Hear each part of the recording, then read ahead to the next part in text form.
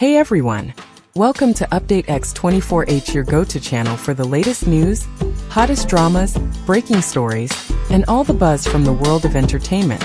We're here to keep you updated, entertained, and always in the loop.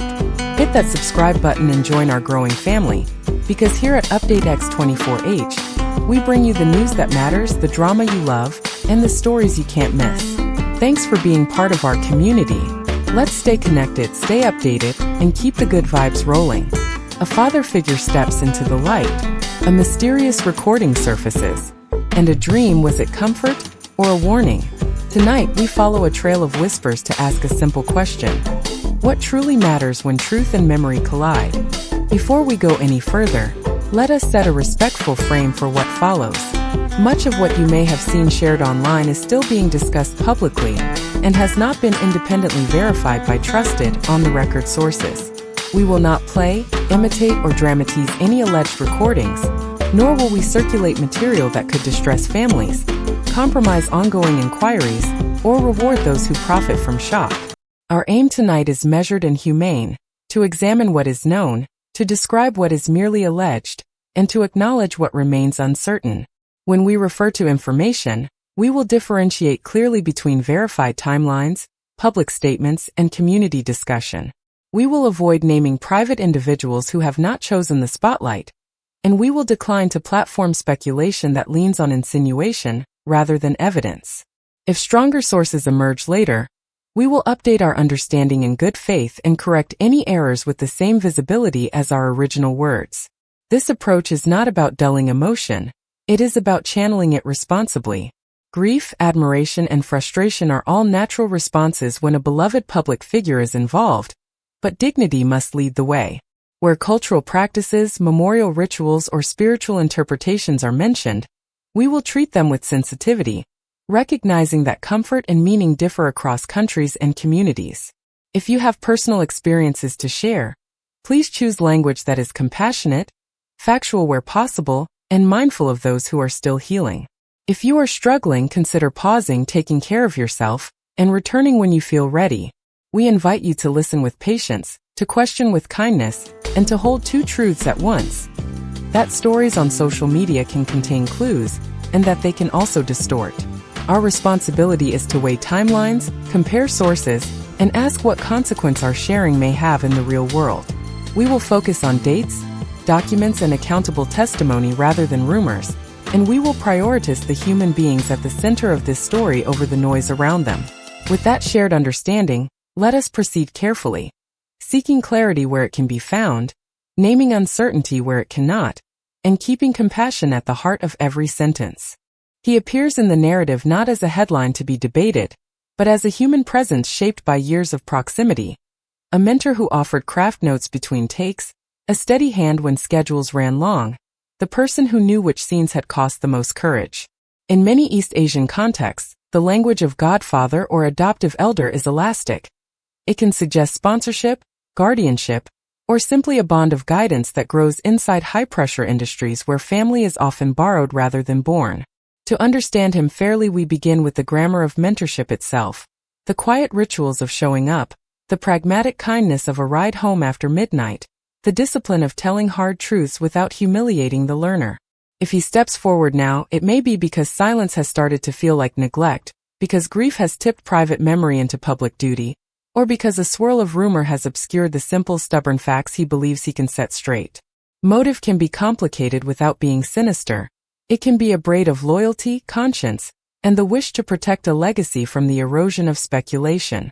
Memory is the place where motives are tested. What does he choose to remember out loud? The laugh on a cold set, the dog-eared script covered in notes, the text at 3 a.m. that said, "I'll get it right tomorrow?" Such details are not evidence in a courtroom, yet they are evidence of relationship, and relationships are how communities measure credibility when documents run thin. Still, affection is no license to overreach. A responsible mentor recognizes the boundary between honoring and exploiting, between sharing what he witnessed and narrating what he cannot know. If he offers timelines, we will weigh them. If he offers feelings, we will receive them as feelings. If he poses questions, we will sit with those questions without mistaking them for conclusions. In this light, the father figure becomes less a pivot for sensational claims and more a compass for tone. He can model care, humility, and proportion in a space that too easily drifts toward spectacle. Perhaps his truest motive is modest, to hold the door for truth to enter, however slowly, and to make sure that when it does, the room is quiet enough for everyone to hear. The phrase "there's a recording" lands like a spark in dry grass, but our task is to stop the brush fire from consuming the field. Before sound becomes spectacle, we ask what kind of public we want to be. Sensation is effortless. A link, a whisper, a clipped sentence wrenched from its setting. Civic thinking takes patience. It begins with the slow work of timeline literacy. Who first mentioned the file, when did it appear, which versions circulated, what changed between them, and who stood to benefit from each edit. It continues with source hygiene. Can the uploader be traced beyond a throwaway handle? Do independent outlets corroborate even the dullest details? Are there original devices, logs, or witnesses who can confirm the mundane things that scandal usually skips? We remind ourselves that consent matters. For the voices captured, for the families who live with those voices, and for the investigators who must not be trialed by trending tags. We ask whether sharing adds knowledge or merely amplifies harm, whether the public interest is real, or just the public's curiosity wearing a borrowed name. Civic thinking demands that we separate information from implication. If the file's existence is claimed, that is one fact. If its content is reported secondhand, that is another. If its meaning is asserted confidently by those with the least to lose, that is a third category altogether. We can hold these distinctions without losing heart. Indeed, the courage is in the restraint. A community that wants truth more than theater practices disciplined empathy. It refuses to circulate fragments that might re-traumatize.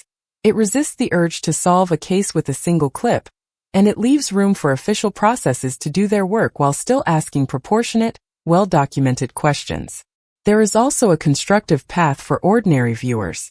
Instead of forwarding files we cannot verify, we can help build a clean, non-graphic chronology using neutral language and dated entries.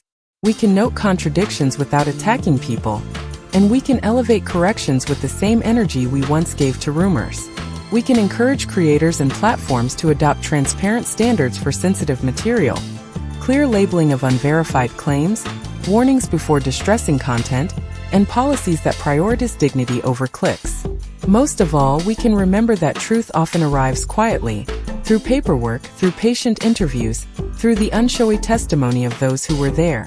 Sensation wants an audience. Civic thinking invites a witness. Let us try to be witnesses. In the hush that follows a loss, dreams often arrive like uninvited guests carrying messages we can almost understand. Psychologists call them grief dreams. The mind rehearsing farewell, the heart practicing how to hold an absence without breaking. Across cultures they are given many names. Visitations, omens, blessings, but beneath the language sits a shared human instinct to find meaning where life has torn a seam. A dream can soothe because it restores, for a few moments, the sound of a voice or the weight of a familiar glance. It can also unsettle, blurring memory and desire until we do not know whether we are being guided or simply yearning. The wisest posture is not to weaponize such moments as evidence, nor to dismiss them as nonsense, but to let them do their gentler work, helping the living speak what they could not say in daylight. If someone tells you their dream, they are really telling you their grief. Receive it with care.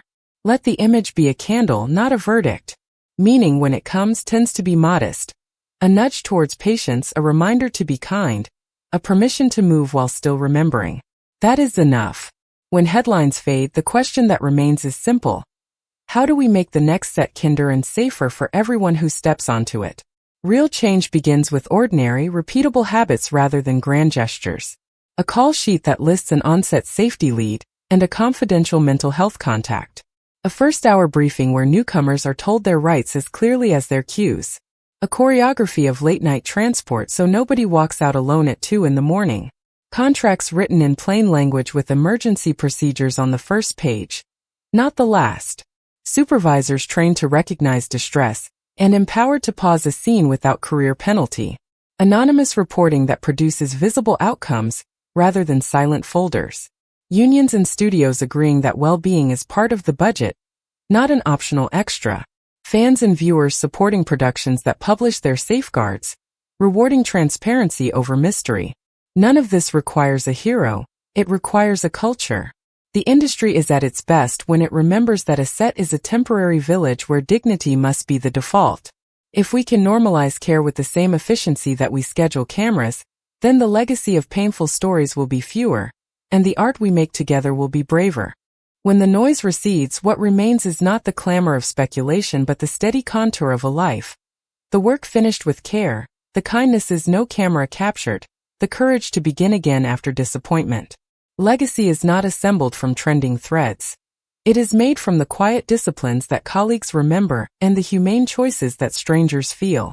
If we must choose what to carry forward, let it be the craft, the rehearsals that ran long, the lines learned in tired rooms, the stubborn decency shown when nobody was watching.